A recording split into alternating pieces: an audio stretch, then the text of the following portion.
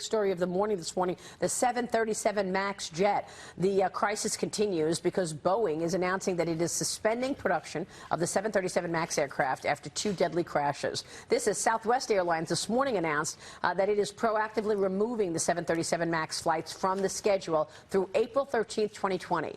Boeing released a statement on suspending production saying this: "We believe this decision is least disruptive to maintaining long-term production system and supply chain health. We will continue to assess our progress toward return to service milestones and make determinations about resuming production and deliveries accordingly." The company does not see any layoffs happening as a result of this. Boeing set to cut about 32 points from the Dow at the opening of trading this morning. That's largely the reason that the Dow is negative right now. Otherwise, we would see the Dow up. Joining me right now on the telephone is Melius Research founding partner, global aerospace and defense analyst Carter Copeland. And Carter, it's good to have you this morning. Your reaction to Boeing's move, what is the impact?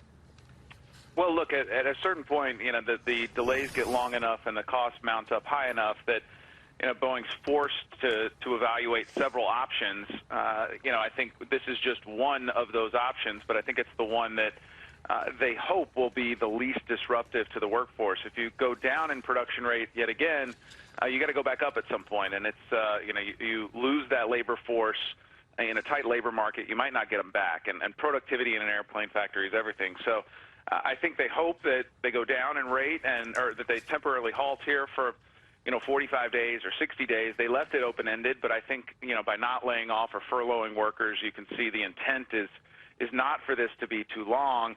But I think there are a lot of elements in this process that have not, been too predictable for them, and so they've got to take action. So what are the risks within this next 60-day period? I mean, do you worry that market share will be lost given the fact that China wants to start building its own leading jets the way Boeing does? You've got, obviously, Airbus waiting to get a piece of that action.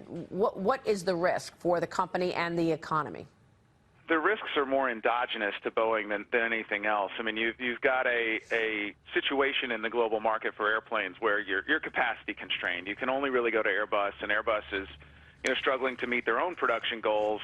So Boeing has the aircraft sold. They actually have customers that I think are very supportive. And they don't get to say a lot, but these are customers that have been with Boeing for a long time, and I don't think they're going to go away. I think at the margin there are carriers that will look in years ahead to switch, but I think Boeing's core customer base is going to remain loyal despite this.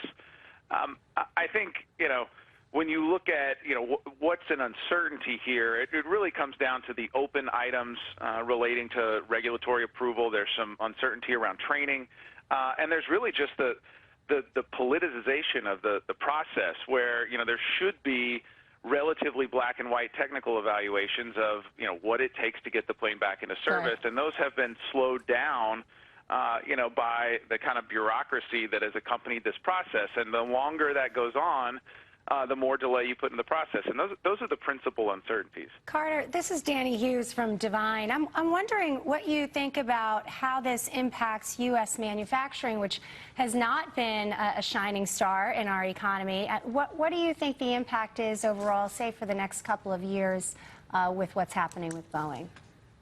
Well, look, there's no doubt that these are, highly skilled manufacturing jobs, but, the longer this process goes on, so the Boeing 737 MAX program will employ tens of thousands of people around the country. And so, the longer this delay goes on, to the extent there was planned to be growth in that labor force, you will instead stretch this out and flatten it out. And so, Boeing will have a measurable impact on macro data. You can see it in, for example, U.S. inventory data today.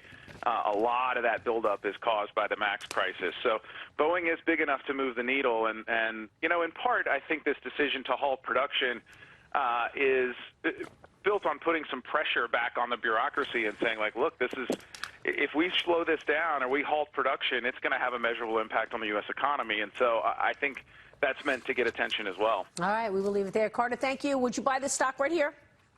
I would. I think at the end of the day, Boeing knows how to build airplanes, and when you look out, a couple years from now, the process, will return to normalcy, and the 737 will be a high-volume program at high profits, and this will be a buying opportunity. All right, it's down 1 1/3%. You're a buyer. Carter, good to talk with you. Thanks so much. Thanks, Maria. Carter Copeland joining us there. Coming up.